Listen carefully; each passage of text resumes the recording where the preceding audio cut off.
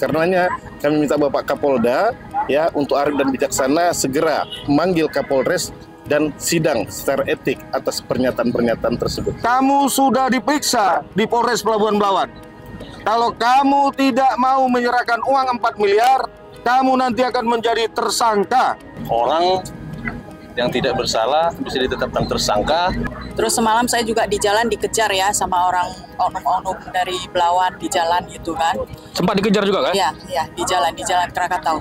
Ya saudara, hari ini hari Kamis tanggal 26 Oktober 2023. Kuasa hukum dan juga keluarga dan juga Asosiasi Advokat Indonesia dan juga ada beberapa massa dari Aliansi Masyarakat Peduli Ciencio melakukan aksi di depan Polda Sumatera Utara untuk menuntut agar Kapolda Sumatera Utara mencopot Kapolres Pelabuhan Belawan.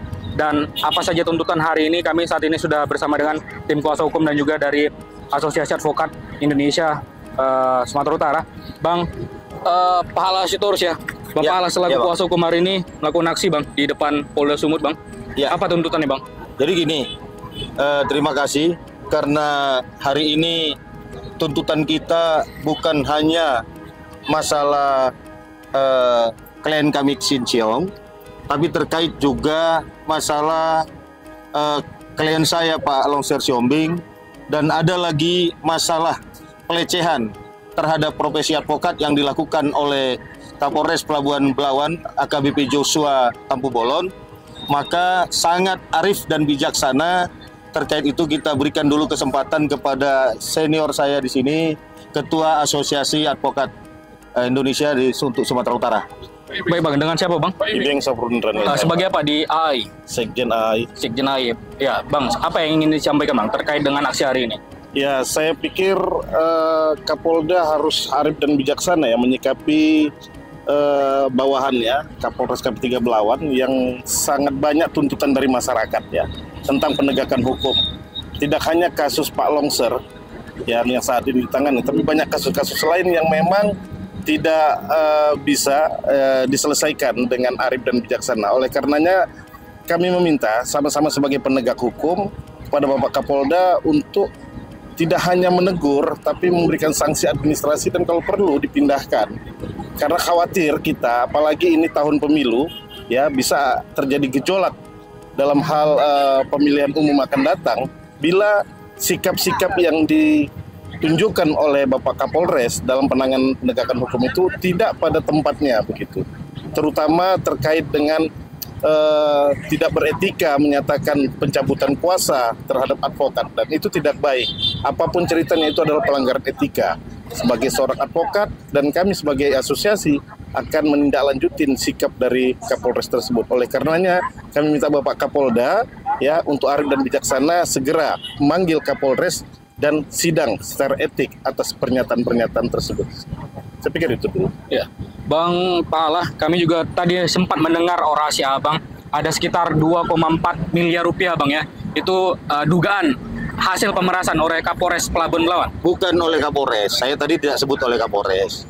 Tapi sebelum sampai ke sana, saya akan berbicara dulu bahwa kami tadi dari para advokat, dari yang mewakili keluarga Xin Cheong dan yang mewakili saudara-saudara kita, pejuang penegak keadilan dan kebenaran dari Aliansi Masyarakat Sumatera Utara, kami tadi bertemu dengan Kabitkum Polda Sumatera Utara, Kombes Andri Setiawan, didampingi Kasubit. Di situ ada AKBP Apurba, ya. Jadi apa yang kami sampaikan tadi, apa yang disampaikan aliansi, apa yang disampaikan keluarga Xin Cheong tadi, itu tadi kami ulangi, kami sampaikan semuanya kembali, dan itu semua menjadi catatan khusus oleh Kabitkum untuk melakukan kajian-kajian hukum disampaikan nantinya kepada Kapolda. Ya, tentu kami juga paham, kalaupun nanti Kapolres itu dievaluasi dari Polres Pelabuhan Belawan bukan karena tekanan kita, tapi karena memang adanya tindakan-tindakan yang dilakukan tidak mencerminkan sebagai aparat penegak hukum, sebagai pengayom dan pelindung masyarakat. Tadi kami sudah jelaskan bahwa dampak daripada dilaporkannya klien kami di Polres Pelabuhan Belawan oleh Hendrian dari PT KSP, oleh Acio dan oleh Henry Virgo, ini menimbulkan multi efek, menimbulkan efek domino yang akhirnya klien kami dan istrinya yang juga adalah klien kami telah membuat laporan, 4 laporan di Polda Sumatera Utara, ya, yang 4 itu 3 langsung di SPKT, 1 di Renakta, kan gitu. Itu laporan pertama. Baik. Yang kedua, hari berikutnya klien kami Chin Siong membuat laporan lagi ke SPKT terhadap terampasnya hak kemerdekaannya oleh Kapolres Pelabuhan Belawan. Dan itu tadi juga kami ulangi penegasannya kepada Kabitkum bahwa klien kami telah melaporkan dengan dugaan perbuatan melawan hukum, melanggar pasal 333, merampas kemerdekaan orang yang ancaman hukumannya 8 tahun. Selanjutnya kami juga tadi mengingatkan kembali adanya laporan teman saya yang kami satu tim di dalam sebagai kuasa hukum dari Chin Siong melaporkan Kasat Serse, Kanit 2 Ekonomi, Ibtu Syahan dan 2 penyidik pembantu ke Propam Polda Sumatera Utara yang memang pada waktu itu awalnya kami sangat bangga karena langsung tanggal 2 dilaporkan, tanggal 6 sudah diambil keterangan kepada Pak Longser. Namun sekarang sepertinya tidak tahu sampai di mana kelanjutannya. Selanjutnya, sebagaimana yang disampaikan oleh Sekjen Asosiasi Advokat Indonesia Sumatera Utara tadi, kenapa kami hari ini masih menggunakan toga advokat? Karena memang untuk menunjukkan telah terjadi pelecehan terhadap profesi advokat, dan itu telah saya laporkan ke Propam tanggal 12 September yang sampai hari ini saya belum dimintai keterangan. Benar, setelah saya kejar by WhatsApp, saya dihubungi oleh Kanit, salah satu Kanit di Paminal yang segera akan melanjuti laporan saya itu. Baik. Tapi hari ini kita berharap karena tadi Kabitkum sudah memerintahkan Pak AKBP Apurba untuk mencatat ulang seluruh pengaduan-pengaduan itu supaya segera diproses dengan secepat-cepatnya supaya keadilan dapat ditegakkan tanpa ada diskriminasi, tanpa ada tebang pilih. Dan tadi terkait yang saya sampaikan ketika orasi, adanya konspirasi, kesempatan yang dilakukan oleh orang-orang yang mengambil kesempatan, sehingga ada uang 2,4 miliar telah diberikan kepada seseorang yang diletakkan di pintu rumahnya.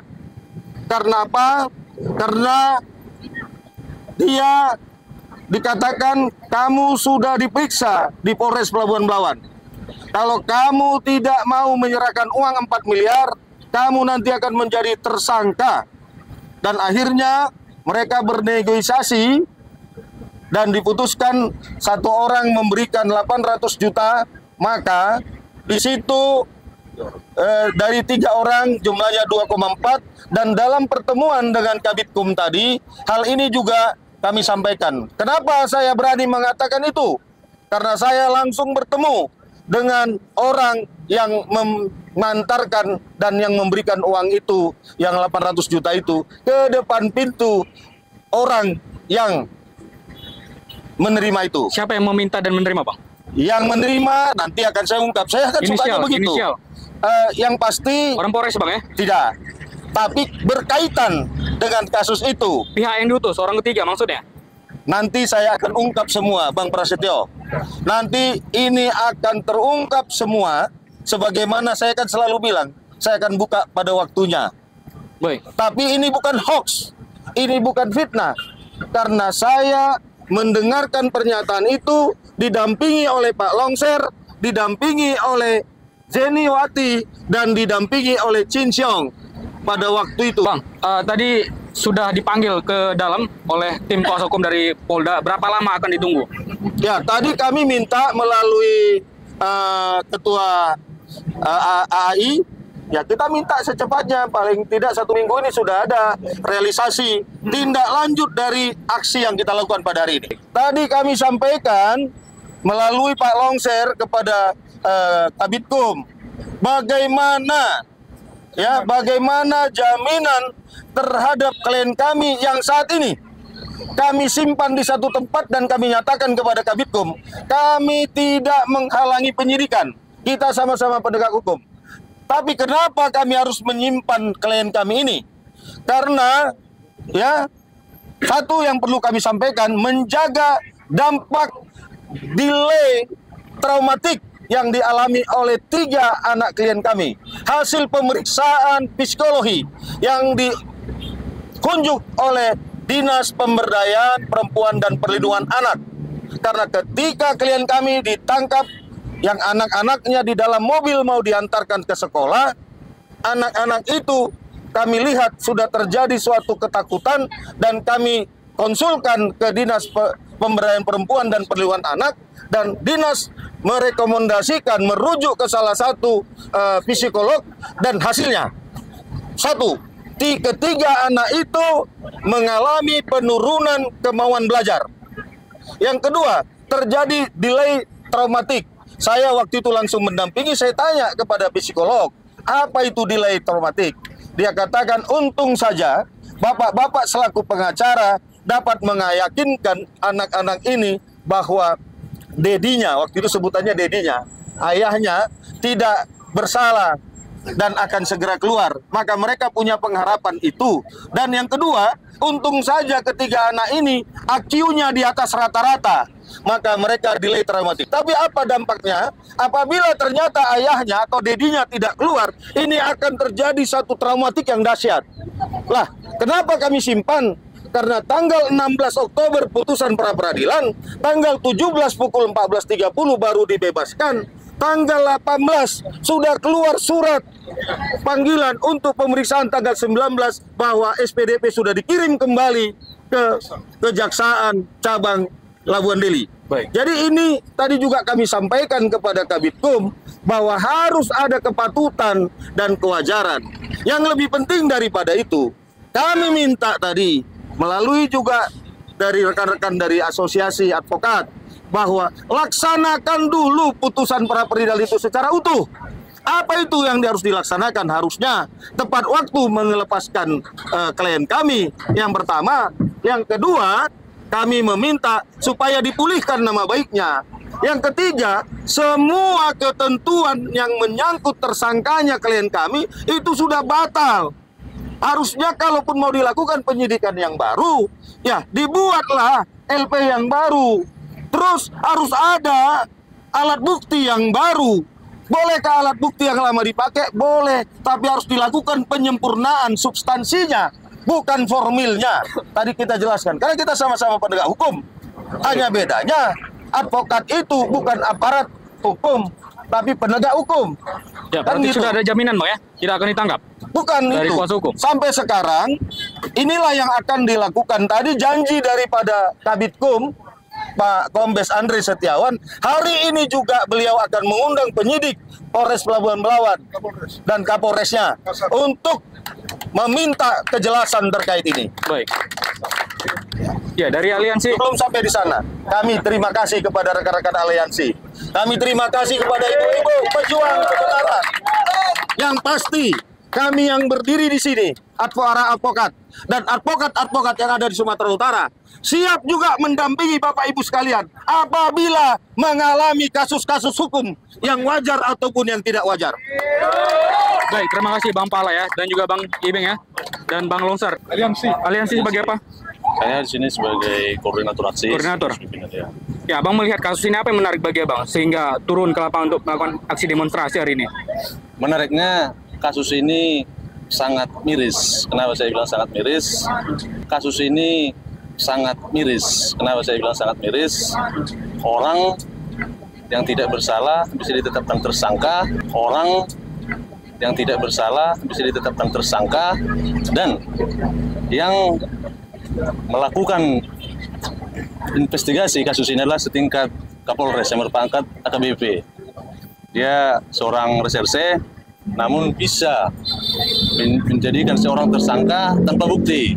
Nah, dan yang paling miris lagi, sudah menang di Prapit, namun tetap masih ditahan, dan muncul lagi nomor perkara yang baru dengan orang yang sama, saksi yang sama, pelapor yang sama, dan korban yang sama juga. Nah, kami masyarakat meminta kepada Kapolres Sumatera Utara agar benar-benar menindak para oknum-oknum polisi yang merasa kebal hukum, karena kami juga masyarakat bakalan berhubungan dengan hukum-hukum seperti ini, karena kami juga akan berhadapan dengan polisi. Kami juga siap untuk membela para penegak hukum dan siap menjadi garda terdepan untuk mengawal kasus ini. Jadi kami juga berharap kepada Kapolres Sumatera Utara agar menindak tegas para oknum yang bandel-bandel. Ini adalah salah satu contoh. Kemarin juga ada kasus Bapak Longser Siombing yang seorang Kapolsek perwira berani dikriminalisasi, apalagi lah masyarakat kecil kaum duap yang seperti ini yang tidak mengerti dengan hukum. Baik. Kita juga akan menjadi korban berikutnya kalau tidak Kapolda Sumatera Utara tidak menindak tegas para oknum-oknum pejabat polisi yang nakal. Please. Baik, nama siapa Bang? Nama saya Lamser Siombing. Baik, terima kasih Bang Lamser Siombing ya. Dan kita juga akan ke keluarga dari Chen Xiong ya, dengan Kak Jenny Wati. Kak Jenny ya, saat ini kondisi kakak seperti apa? Setelah keluar suami Chen Xiong, dan saat ini juga sudah pada tanggal 18 kemarin dikeluarkan SPDP terhadap suami kakak. Apa yang ingin kakak sampaikan? Agak trauma ya, karena baru 2 hari aja sudah dilakukan datangi lagi surat panggilan. Terus semalam saya juga di jalan dikejar ya sama orang oknum-oknum dari Belawan di jalan gitu kan. Sempat dikejar juga kan? Iya, di jalan Krakatau. Itu mengendari kendaraan kakak, waktu mengendari kendaraan mobil atau Ya, sepeda mobil, motor? pas saya lagi jemput anak Kapan sekolah. tepatnya kak?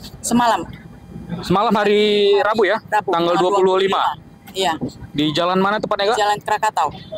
Nampak masih ingat wajahnya yang mengejar? Ada nampak BK-nya yang saya kenali itu pas ngantar surat panggilan. Masih bisa kakak sebutkan? BK-nya? 1623 MX. Tapi kakak yakin itu dari kepolisian? Yakin. Dari Karena Polres? saya masuk ke jalan kecil aja dia ikuti saya kan gitu. Tapi tidak nampak mukanya ya? Saya tidak nampak karena di jalan kan dia tutup kaca gitu. Baik, lalu ketika kakak diikutin apa yang terjadi? Ya anak-anak sempat takut juga kan di dalam mobil pas kan baru mau pulang sekolah kan gitu. Sampai rumah diikuti? Enggak, saya karena saya masuk jalan kecil, kebetulan orang itu nggak terkejar. Saya lajunya agak kencang memang. Baik, apa yang ingin kakak sampaikan kepada Kapolda Sumatera Utara? Saya mohon lah ya untuk LP yang sudah kita masukkan itu tanggal 19 dan tanggal 20 itu bisa ditindaklanjuti segera. Jangan kasus suami saya itu aja dalam waktu yang sesingkat-singkatnya itu bisa dijadikan tersangka dan ditangkap dan ditahan lagi, nggak sampai 1 bulan. Baik. Gitu. Saya harap juga laporan kami itu di Polda Sumatera Utara juga bisa begitu, supaya tidak ada seimbang lah gitu istilahnya. Baik. Terus kalau bisa ya mempertimbangkan putusan pengadilan kita yang tanggal 16 itu dan dihentikanlah penyidikan. Baik, terima kasih Kak Jenny ya. Sehat selalu. Ya, kami juga saudara sebelumnya sempat mengkonfirmasi Kapolres Pelabuhan Belawan AKBP Joshua Tampu-Bolon, dan kami mempertanyakan terkait dengan tuntutan dari masyarakat yang mendesak Kapolda Sumatera Utara untuk mencopot jabatannya sebagai Kapolres, dan juga mempertanyakan uang sekitar 2,4 miliar yang disebutkan oleh kuasa hukum. Namun sampai sekarang, sampai berita ini kami tayang kepada Anda, Kapolres Pelabuhan Belawan AKBP Joshua Tampu-Bolon belum memberikan konfirmasi apapun kepada aktual. Seperti apa nanti kelanjutan dari kasus Chen Xiong ini, kami akan sajikan terus kepada Anda melalui program eksklusif. Saya Prasetyo, sampai jumpa.